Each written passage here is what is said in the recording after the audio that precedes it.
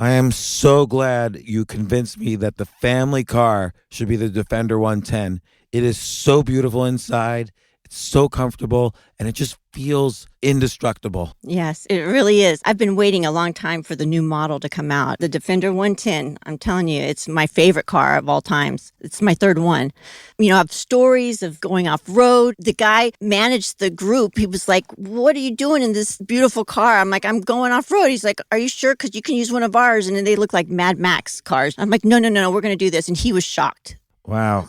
Well, it's great because the Defender has been reimagined for 21st century adventure, and its unparalleled off-road ability as well as its robust interior are invaluable whether you're headed towards uncharted territory or just a weekend of exploration. The Defender 110 tackles challenging surroundings with absolute confidence. The SUV conveys strength outside and in, featuring peerless technology like an intuitive driver display and an award-winning infotainment system. That's my favorite part, to keep you connected no matter where the journey takes you. Adventure is unique to everyone, and so is the Defender. Choose from the two-door Defender 90, the four-door Defender 110, or the larger Defender 130 with the ability to seat up to 8 passengers. You'll find uncompromising performance in all three. So pack up and go even further with the Defender 110. Learn more at LandRoverUSA.com/Defender. These days, we're all investors, trying to be smart with our money despite our worst impulses. But at iShares, we believe that deep down inside of every investor is a better investor. One that's just waiting to be let out. Explore iShares ETFs and insights and let your best investor out. Visit iShares.com for more information.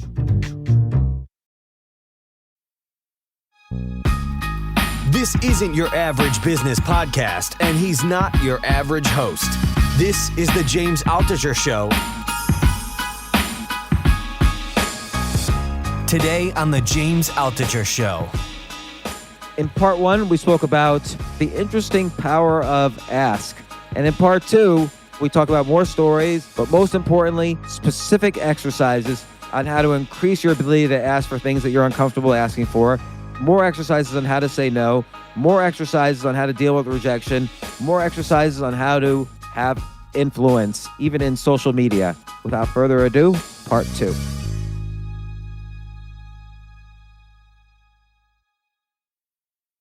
We've talked about a couple of ways of asking. Like, one is transactional, where, hey, if I give you $1, can I cut in line? And the other is, hey, can I cut in line because I'm really late for my airplane or whatever?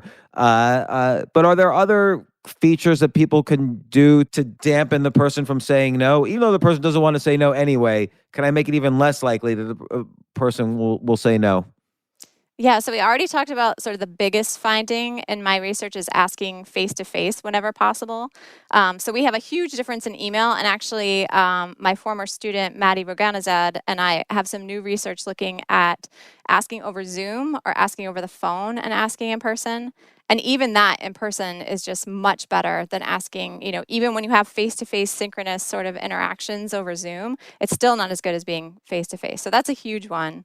And then the other one we find in our research is making sure we ask directly. And so it's funny because we found that our participants think that like hinting at something is somehow a better way to get things. Like, I could really use some help with this thing, as if that's sort of going to get someone to volunteer.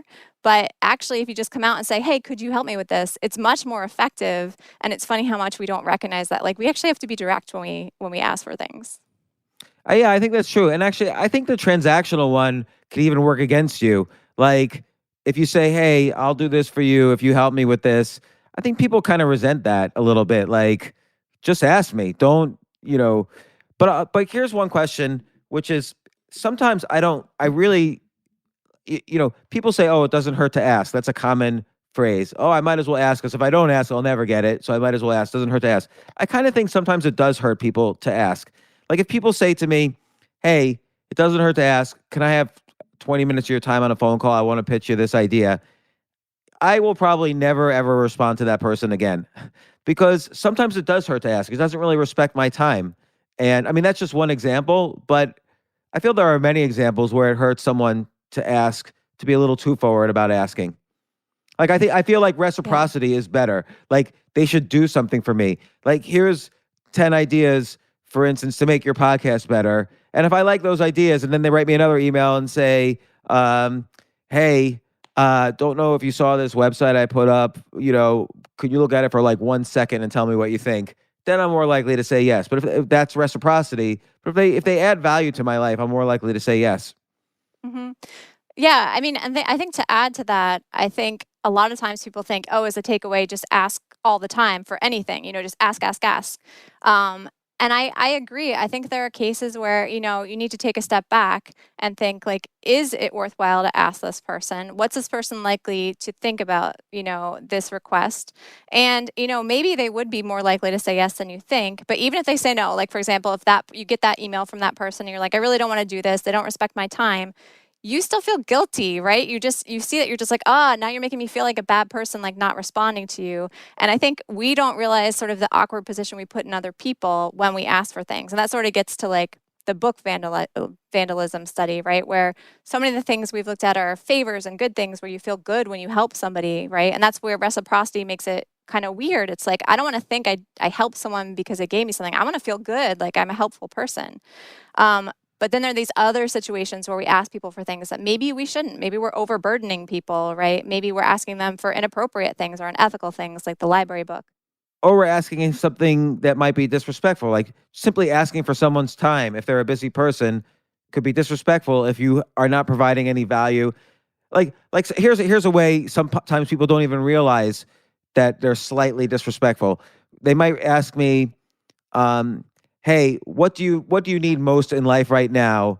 Or how can I help you solve your biggest problem? So they think they're providing value, but in reality, they're giving me a homework assignment. Now I've got to figure out what my biggest problem is and structure it in such a way that I can figure out how they can help me. That's a lot of work. And in that sense, they don't even realize, they probably think they're being helpful, but they're being the opposite of that. So I simply don't respond. It's hard for me to respond to that because there's no response. Other than me telling them, don't give me a homework assignment. And I don't mean this in a mean way. And I'll give an example from my own life. So this is an experiment you could say I did, but not in a formal way.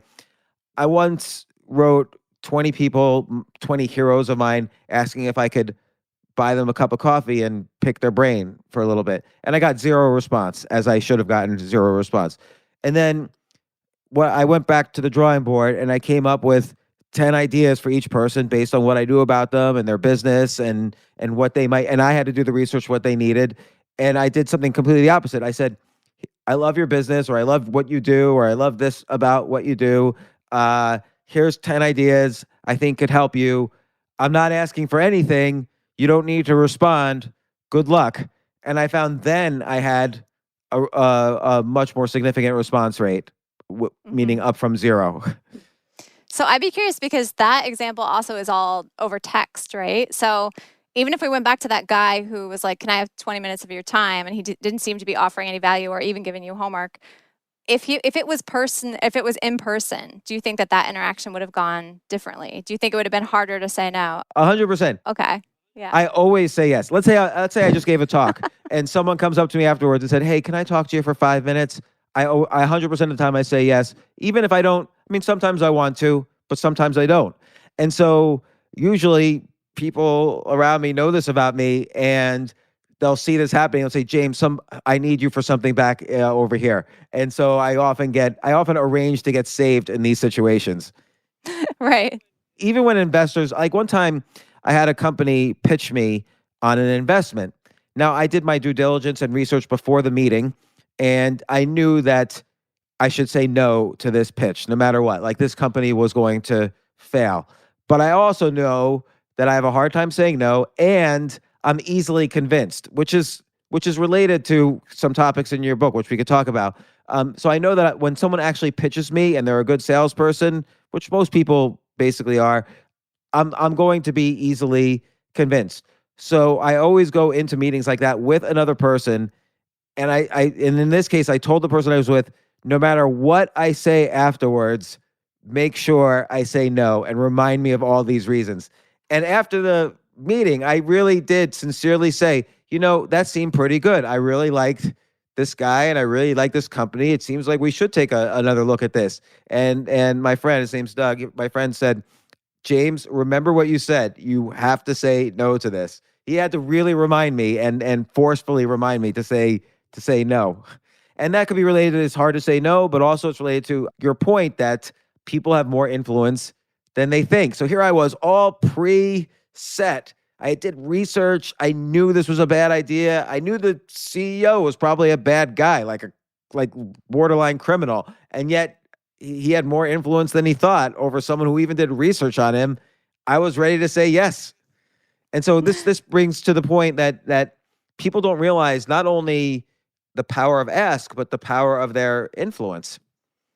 Yeah, and I mean, there's so many interesting things to sort of unpack there. One is this idea that we are more easily convinced than we expect, and we can convince other people more easily than we expect, right? We think that we have to have this perfect airtight argument, but most people are not picking apart our arguments as much as we really think they are. And they're kind of just going along with the gist of what we're saying and our enthusiasm and things like that. And so we kind of brace ourselves for this massive persuasive attempt when it doesn't often take that much.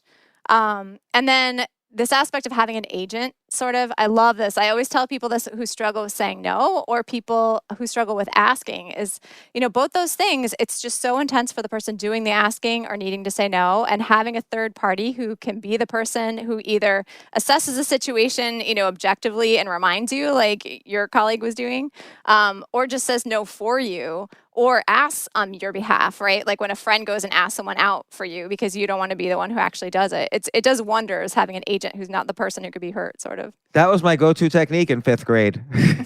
So didn't really work that well though. But so given this, how can one improve their life knowing that they pretty much have more influence in every situation than they think? And not just in asking for something, but in terms of motivating, in terms of spreading an idea. How can someone take advantage of this? And not advantage in a bad way, but how can someone improve their life this way? Yeah, so I mean, I think a big part of it is you can improve your life by asking for things more that you feel like you actually deserve or need or want, and kind of come at it with the expectation that people are more inclined to say yes than you think. I think we sort of go into these situations and we brace ourselves for the no, and we brace ourselves for this need to sort of really pitch hard, when in fact, most people are inclined to say yes, or, feel bad enough saying no that it's not going to be as painful as we tend to think. And that can mean things like you don't have to write this long email and have your, friends reread it 10 times. Instead, you can usually just make sort of a simple ask. So there's sort of the asking piece.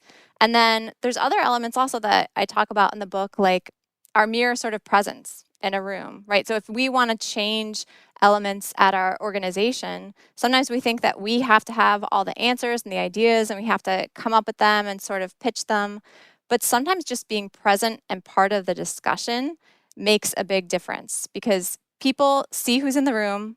We kind of shape our discussion around who's in the room. You can imagine like a group of men having a conversation and then a group of men with a couple women, right? All of a sudden, the presence of the women changes how you talk about a topic. You start recognizing that like, oh, maybe we should also add something in there about like, maternity benefits or something, right? Because those people are there, they're top of mind, and it can change the discussion, even if they're not the one sort of raising the issue. And so being present can sort of impact our surroundings as well. Now, you mentioned something in the book that at first glance seems obvious, but then when I thought about it, it's not necessarily obvious. And you mentioned that people are much more likely to be motivated by what you're saying if you're telling the truth. And at first glance, of course, that seems really obvious. And it's not like, I'm not saying people should ever lie, but I think sometimes people omit things, and it's actually better to say often, I don't know, like sometimes people will circle around questions rather than, or they'll avoid certain sensitive areas and thinking that they're still telling the truth. But of course, omission is a form of lying. And I think if you're willing, I think the more you say, I don't know about something, the more truthful you seem, and you are in fact. And I think I'm curious how that affects influence. Yeah, so I think so. Part of that comes to this effect called truth default.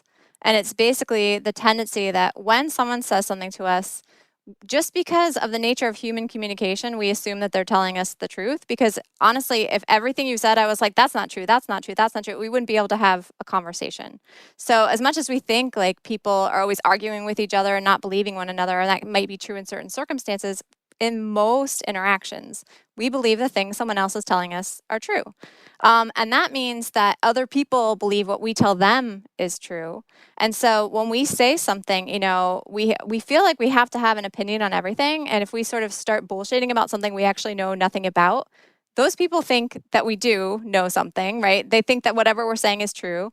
They pass it on to more people than we might realize, right? Because we all have larger social circles than we tend to think. And these kind of pieces of bullshit that we spew can sort of get passed along and resonate much further than we realize, just because people kind of trust what we say. Yeah, I think people kind of assume everybody's speaking the truth. But you see this I see this with my kids. My kids will ask me something and I'll answer like, "Oh, Daddy, what was the start of the World War II? Why did World War II start?" And I might give an answer and really defend it, but I might not actually know. And I think it's a good exercise to sort of recognize.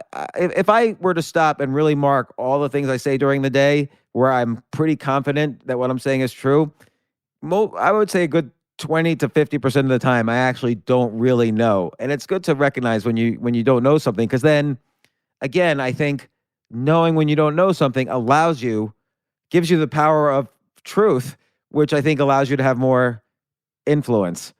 But you see this on Twitter all the time. Everyone's an epidemiologist as soon as like COVID started. Everybody's a geopolitical strategist as soon as Afghanistan happens. But most of the time, people just don't actually know. But they've sold themselves even into thinking that they know, and then they're able to sell everyone else if they're good with language and good at communicating and good at selling. So in that sense, I think people have even influence over themselves that they probably should be aware of. Yeah. So John Petrocelli, who has a book about bullshit and studies bullshit, has this Is that the book? study. Is that the book on bullshit? Oh no, that's an old amazing book from I think the 80s. This is also John Petrocelli's book is also amazing. I don't want to say it, but like On Bullshit is like the sort of Bible of bullshit. Uh-huh. But this one is the life altering or life changing art of detecting bullshit, something like that. But he's done research on bullshit, and one of his studies, he basically tells people this story. Like this guy was running for office and he drops out of the race. That's all they find out about this guy. And he asked them, why do you think he dropped out of the race? And people write all sorts of crazy stuff, right? There's no information in that story that would give them any sense that they know any reason why this guy dropped out of this political race. But, they just spout ideas. And then in another condition, he says, if you don't know, you don't have to write anything. And all of a sudden, so many fewer people just write utter bullshit, right? So our default, when we're not told, you know what, you don't need to have an answer to this, you don't need to come up with something, is to just, let our minds spin and just kind of spew this kind of bullshit, essentially. And then to your point, there's something called the saying is believing effect. That basically, when we say something and someone nods along and says, that sounds like a reasonable explanation. Yeah, I bet that is why that happened. We tend to believe ourselves more. So we come up with bullshit. We say it out loud. It's kind of confirmed by someone else who thinks, all right, they don't know, but they think like that sounds reasonable. And all of a sudden, both people kind of think this is a likely explanation. They start sharing it. And this is how, this misinformation essentially spreads around.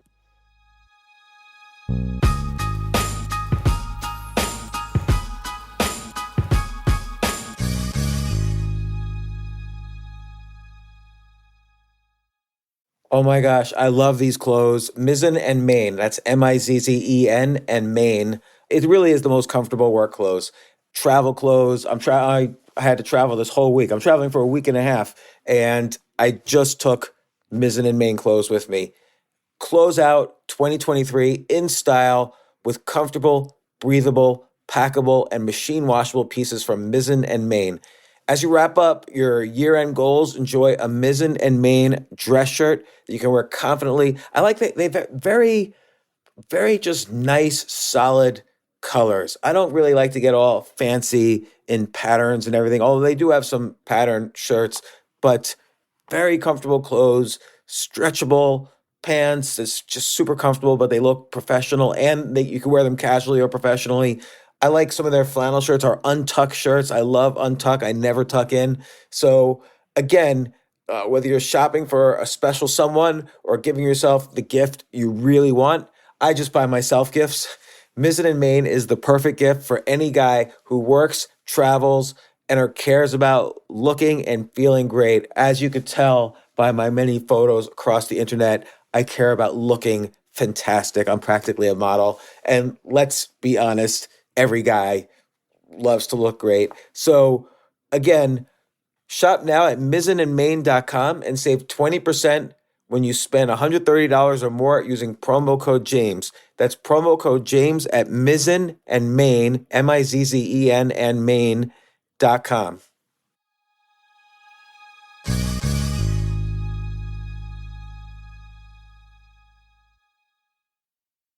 You know what I love about fantasy sports is that even though I'm not going to be a great basketball player or a baseball player or a football player or whatever, I feel like I get to participate and make decisions and use my knowledge of these different leagues or these different sports to compete. So it's like I can pick my team or I can pick my favorite players, and I could use my knowledge to make predictions and maybe even make money. So with the basketball season here, you can now pick combo projections across football and basketball from the Specials League on Prize Picks. This is a league created specifically for combo projections that include two or more players from different sports or leagues. Want to play alongside some of Prize Picks' favorite players like rapper Meek Mill and comedian Andrew Schultz, who's also been a guest on this podcast, and I've been a guest on his? You can now find community plays under the promos tab of the app to view entries for some of the biggest names in the Prize Picks community each week. Look, Prize Picks even offers a reboot policy so that your entries stay in play even if one of your players gets injured. For football and basketball games, if you have a player who exits the game in the first half and does not return in the second, that player is rebooted. Prize Picks is the only daily fantasy sports platform with an injury insurance policy. What? So, I love playing it. I love anywhere where I can use analytical ability with my interests to demonstrate some skill and maybe make some money. And I like the game-like aspect.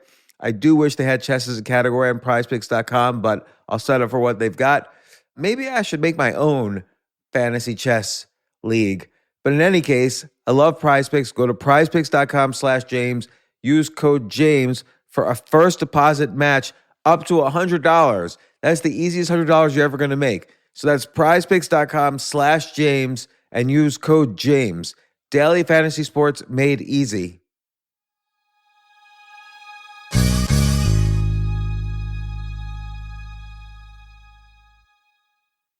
The future of learning is definitely online. Like, it's such BS that you have to spend $200,000 or take $200,000 in loans and go to some fancy school when it's useless. It doesn't guarantee you a job. Most employers, including me, do not care about degrees or grades or anything like that. We want to care that you love what you're doing, that you know what you're doing, in some cases that you have experience or that you're willing to learn. But people in general love learning and are curious. Like, the key to success is curiosity. And I think masterclass.com is the perfect model for online learning. I'm really happy they're sponsoring this episode. If you're going to give a gift, give the gift of learning. Masterclass makes a meaningful gift this season for you and anyone on your list, because both of you can learn from the best to become your best, from leadership to effective communication to cooking. Let me tell you some of the classes I've taken. I've taken comedy from Steve Martin. I mean, can you believe I can take a class from Steve Martin on comedy, or Judd Apatow, my favorite comedy director? I could take an actual class from him on writing. Wolfgang Puck on cooking. Dan Brown on writing, or Judy Bloom, who's been on this podcast, on writing. By the way, Wolfgang Puck also has been on this podcast. It's such a pleasure. I try to take classes all the time from masterclass.com. And whether you're watching Masterclass on TV or listening in audio mode in the app or on their site, the quality speaks for itself. It's like these Masterclass instructors are your own personal mentors that are going to help you reach the next level. How much would it cost to take one-on-one classes on comedy from Steve Martin or on chess from Gary Kasparov? You just wouldn't be able to do it. But it would cost hundreds of thousands of dollars. With a masterclass annual membership, it's $10 a month. Memberships start at $120 a year for unlimited access to one-on-one classes with all 180 plus masterclass instructors. So it's not just $120 for one instructor. You get all 180 plus masterclass instructors. Boost your confidence and find practical takeaways you can apply to your life and at work. And if you own a business or are a team leader, use Masterclass to empower and create future-ready employees and leaders. That's the real education in today's world. So this holiday season, you can give one annual membership and get one free at masterclass.com/JAS. JAS, of course, stands for the James Altucher Show. So right now you can get 2 memberships for the price of one at masterclass.com/JAS. Masterclass.com/JAS. Offer terms apply.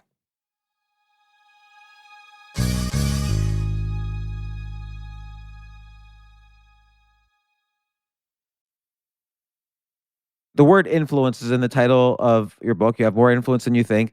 And now the phrase influencer is this overused phrase. It's like this, almost like this professional category. Oh, I'm an influencer.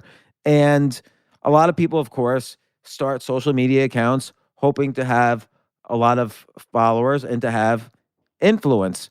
When, you know, in fact, like the influence you're mostly referring to is, and I should mention in the very first chapter of your book, you're much more likely to have influence over somebody or some people if you also compliment them, or if you express your gratitude, things that we often forget to do in simple situations. But people are much more likely to like you if you do a simple compliment or gratitude, even a total stranger. But in a mass way, like let's say somebody wants to develop Twitter followers or Instagram followers or something. Where does influence play a role here? How can you have influence over people you don't even know you're communicating with?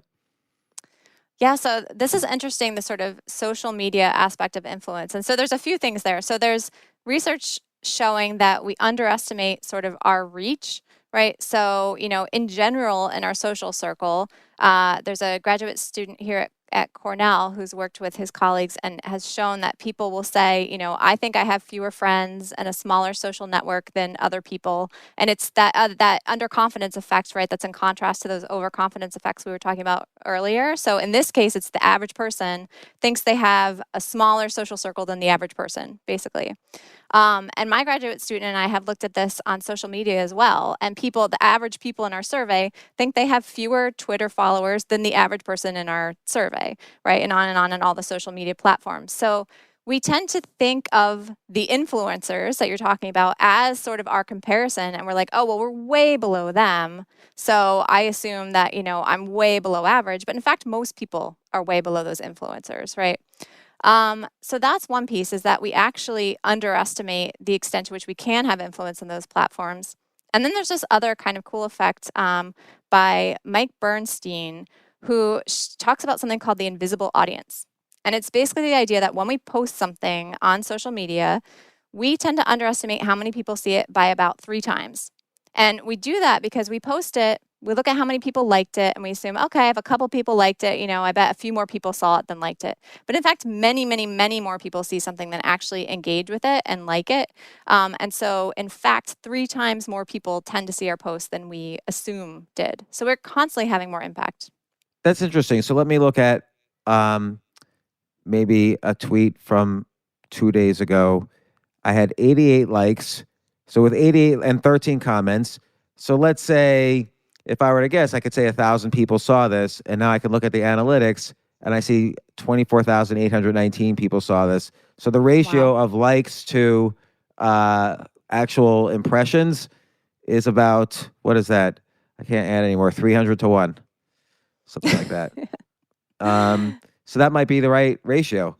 But how can you say, like, everybody on Twitter, I feel, says the same thing, like, oh, wake up early in the morning and be optimistic and you'll have a great day, or be nice to someone today and your day will be great. That seems like generic, bland social media influencer kind of stuff. But if you really have something you want to say and you feel social media is a great way to say it, how can you build up more influence and more followers and so on? I mean, I think that first of all, a lot of people think like to do that, you have to say these super provocative things and write in all caps and everything. And in fact, I think that is part of our underestimating how many people are actually seeing the things we're putting out there, right? To some extent, also, it's assuming that when people not comparing our likes to other people's likes and assuming that is necessarily the influence, it's all about the likes, right? Because those generic things that you're talking about are the things we all like. Because I mean, who doesn't like this idea of yeah, that's a generic thing we're all going to like, and it's going to appeal to sort of the average sort of person who's going to just be like. But that doesn't mean that those people that you're not getting out there, and a lot of people are seeing the things you have to say. So I don't know. I would say I don't really have a good answer except to be genuine, and not spew bullshit and become sort of a trusted source of information, a trusted sort of curator of information, because I think that's just something that's really valuable. I agree, and I'll add to that by using some of the things in your book. One is I think it's very important to tell the truth based on personal experience. So if I just say, better to wake up every day at 8 a.m. Again, that's so generic. But if I follow it up with, this is what happened to me when I woke up at 8 a.m. every day for 30 days in a row, I think people are more likely to share it, which means more people will see it than are your followers. And so you get more followers. The other thing is, I think there's a power to, and I'm curious what if there's any research on this or what your thoughts are on this. I think there's a power to, okay, you mentioned the word be provocative. Being provocative only works if you're speaking the truth. If you're being provocative to just be provocative, then that's awful, unless people are clear, like you're trying to make a joke or you're being provocative that way. But if I were to say, listen, I really think Cardi B should be president of the United States, that probably wouldn't gain me any followers, particularly if I was pretending to be serious about it, because that's clear, I'm just trying to be provocative. But if you take something that people have a strong belief about and a lot of cognitive dissonance against disagreeing with it, and if you firmly believe in the opposite, so you trigger that cognitive dissonance, I think that, I don't know if it's good influence or if it'll get you followers or lose you followers, but it'll have an effect. Like, so for instance, if most of America believes you should own a home, that a sign of success is owning a home, and particularly people who bought a home, it's the biggest financial decision they've ever made in their lives. So there's huge cognitive dissonance to think that owning a home is a bad idea. You mean to say I spent the biggest amount of money I ever spent and it's a wrong idea? That their brain's just not going to let them think it's a wrong idea. But if you were to truthfully say, look, buying a home is a bad idea for these 5 reasons, that is provocative and it's truthful if you firmly believe it, and if you follow it up with facts to kind of answer the objections, so that it's a little harder for people to disagree without really going deep into their cognitive dissonance, I think that is influence. I'm just curious how that intersects with the ideas in your book. It intersects with the truthfulness aspect. Mm-hmm. Yeah, so a couple things to add to that. So I'd say, first of all, one thing that I should step back and say is that one of the takeaways from my book is if you have more influence than you think, right, if more people are seeing your posts than you think, aside from just gaining more followers, right, so putting aside like gaining influence, but just recognizing that you do already have a certain amount of influence, I would say in the cheesy Spider-Man way, with influence comes responsibility, right? And you don't want to just spew stuff just to get likes and followers and, Which is why truthfulness is important. Right. Well, the truth Right. is important. You have to believe you're, like, if the scenario I described was a situation that happened, you have to believe you're helping people by saying, hey, this is a bad idea, here's why. Yeah, absolutely. And then, so there's another piece that's reminded me of some really interesting research that came out recently about who we want to influence, who we sort of target our influence at. And it shows that if you could basically budge someone, like imagine the other person's opinion is sort of on a scale, and you could budge that person's opinion 3 points on that scale, right? If you actually, took a shot to influence them.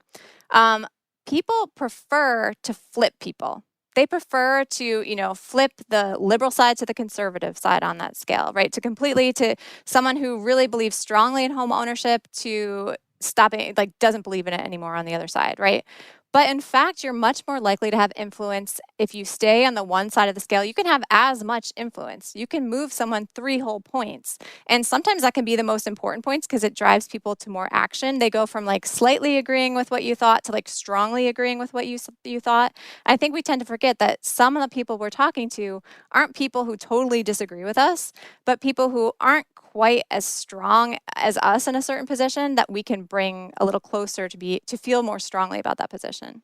So give me an example of like a topic where you're not flipping someone, but they might be mildly believing it, and I guess your goal would be to say this is much more important than you think, so you should strongly believe in it. Not you have to, but you should strongly believe in it. So like what's an example issue? Yeah, I mean, Or this is topic? actually it's pretty useful for like canvassers when they're trying to bring people to the polls. I mean, this is used a lot. You don't, for example, if you are trying to get liberal voters to the polls or Democratic voters to the polls, it's about taking the ones who like are kind of meh, they're a little moderate, they don't vote that much, but they basically agree with what, this candidate has to say, and convince them even more strongly to agree with it. So they're not flipping. They're not, they weren't originally conservatives or Republicans and then all of a sudden they're going to vote Democrat.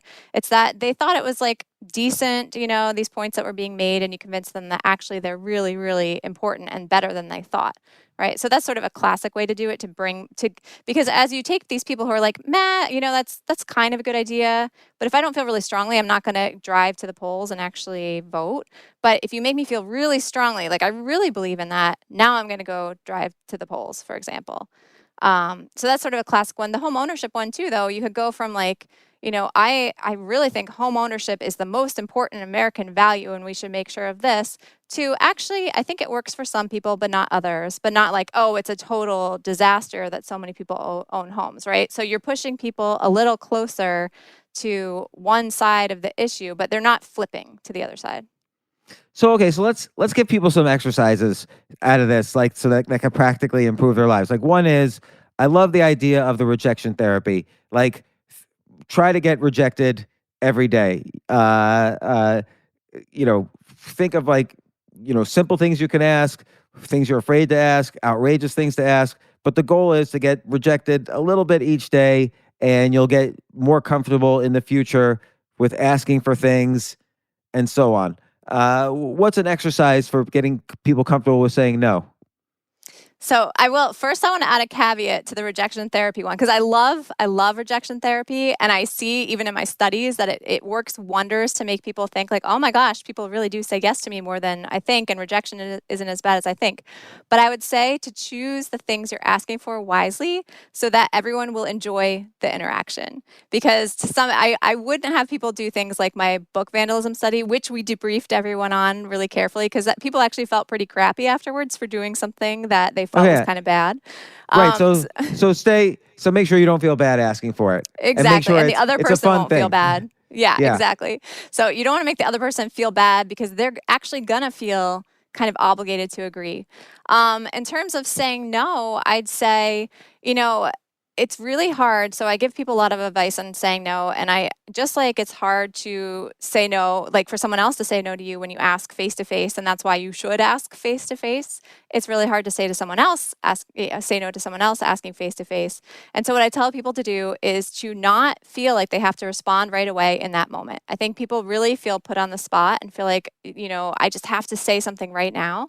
But to take a breath, tell someone to email you, which gives you more time. It gives you more space away from that other person. Say, ask later. I need to check. I need to ask with somebody else, or check, my calendar with somebody else. Anything that kind of gives you a sort of space to think, and also the sort of agent that you were talking about. Like, there's someone else I'm going to consult with. It's not just me, right?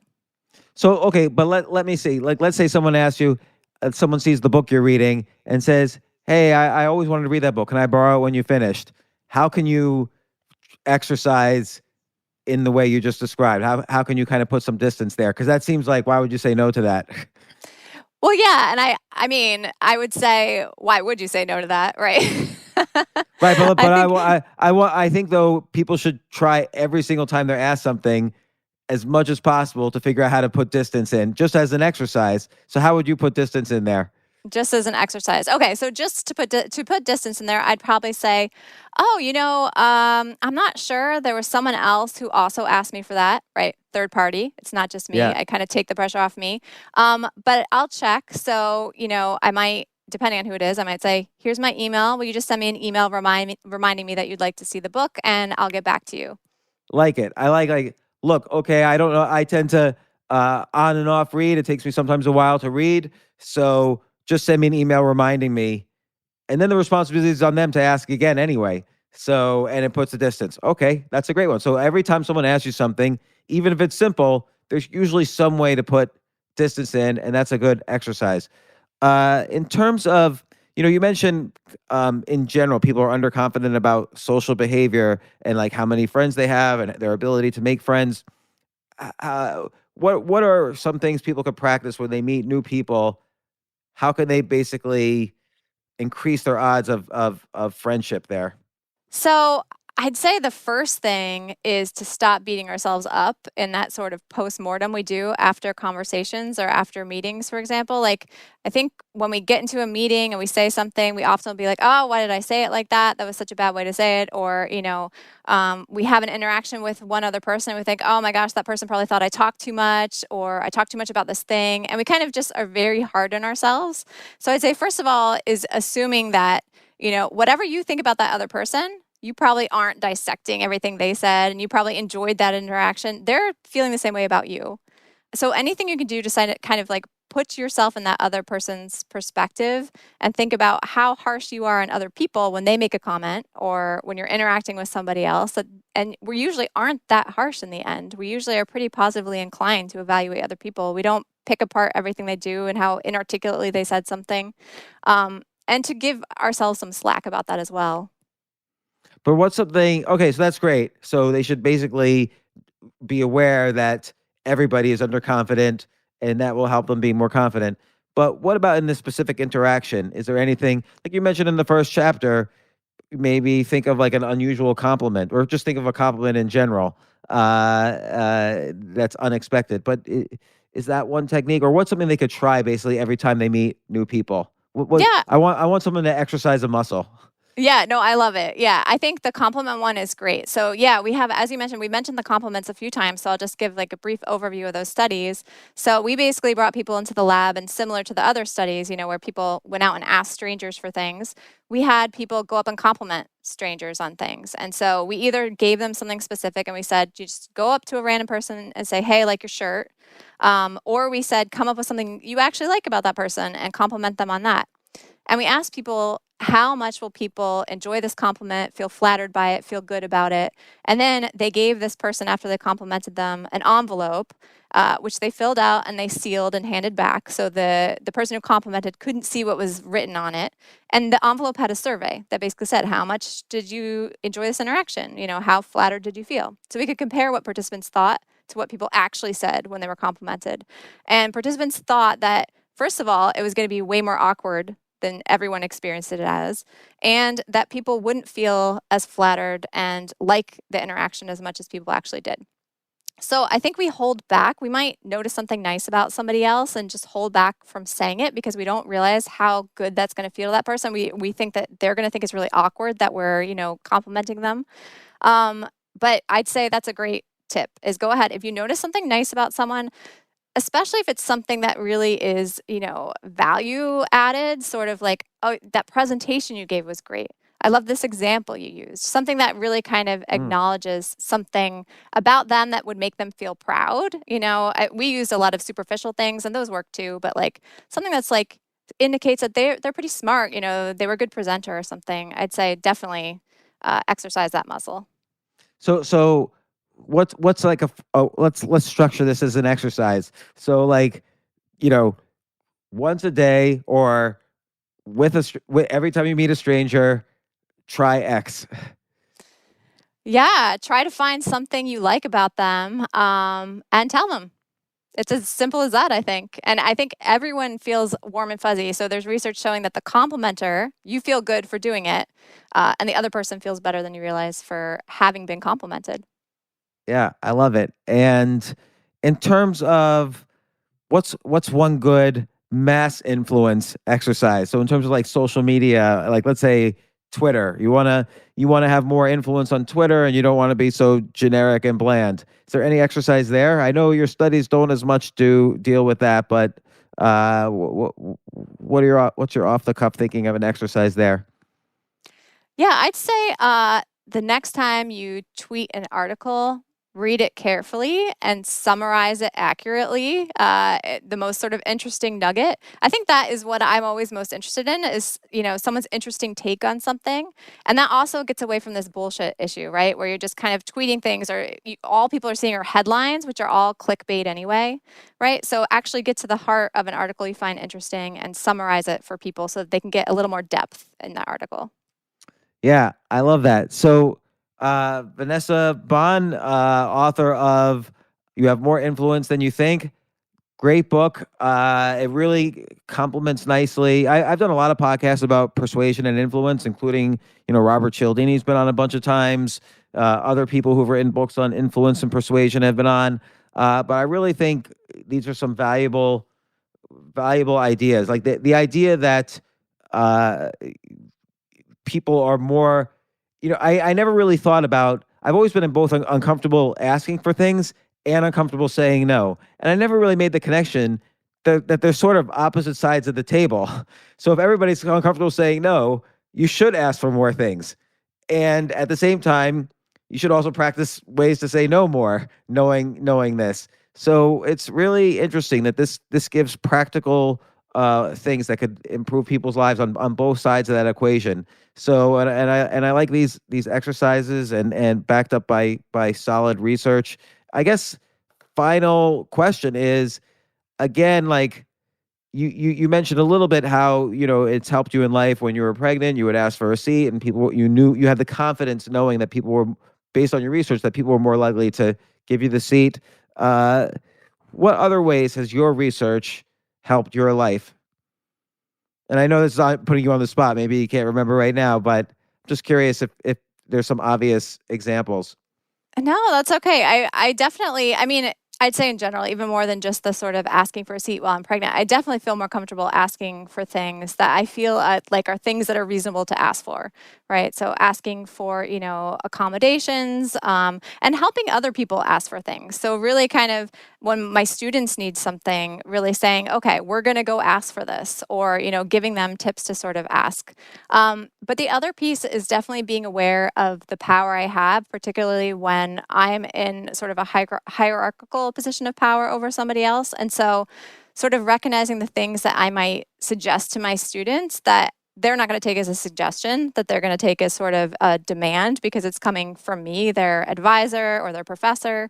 And so I think that's really helped as well, where, I really try to be thoughtful about the things I suggest and know that if I just come up with something, I'm like, oh, maybe you could try this, that to them, that's not just a maybe you could try this. That's like okay, I have to do this now. My professor said it, and really kind of choose my words carefully when it comes to things like that. Right, because particularly in cases where you're higher status in the hierarchy and you kind of by default have more influence, you have to be much more, the whole with great power comes great responsibility phrase from Spider-Man is much more important. By the way, what's your husband's favorite band? I knew someone was going to ask me that. Nope. I'm sworn to secrecy. It's when someone's that passionate about a band, though. So basically, Vanessa in her book describes how her husband tried really hard to convince her to like his favorite band. And when someone's that passionate about a band, like I might like the Beatles, but I don't care if other people like the Beatles or not. I find it's usually Fish that is their favorite band. This is one reason I don't want to tell, because everyone has an idea what band it is. And it's usually of the Fish, Grateful Dead genre, something like that. Yeah, some band that actually sucks, but everybody seems to like. So no, for all the Fish lovers out there, I've never even heard of a Fish song, so I don't know. But Vanessa, thank you so much from coming on the podcast, and I really appreciate it. Come on again sometime. Thank you so much. This was great. Thank you.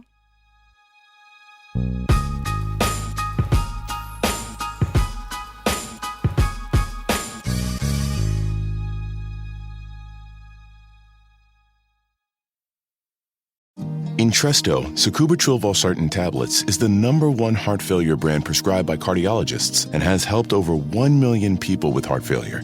It's a prescription medicine that treats adults with long-lasting chronic heart failure and works better when the heart cannot pump a normal amount of blood to the body. Don't take Entresto if pregnant. It can cause harm or death to an unborn baby. Don't take Entresto with an ACE inhibitor or aliskiren, or if you've had angioedema with an ACE or ARB. Don't take with aliskiren or within 36 hours of taking an ACE inhibitor. The most serious side effects are angioedema, low blood pressure, kidney problems, or high blood potassium. Angioedema is swelling of your face, lips, tongue, and throat that may cause death. If it causes difficulty breathing, get emergency help. Ask your doctor about Entresto. To learn more, visit support.entresto.com or call 833-446-6699. For pricing, visit Entresto.com/cost. If you can't afford your medication, Novartis may be able to help.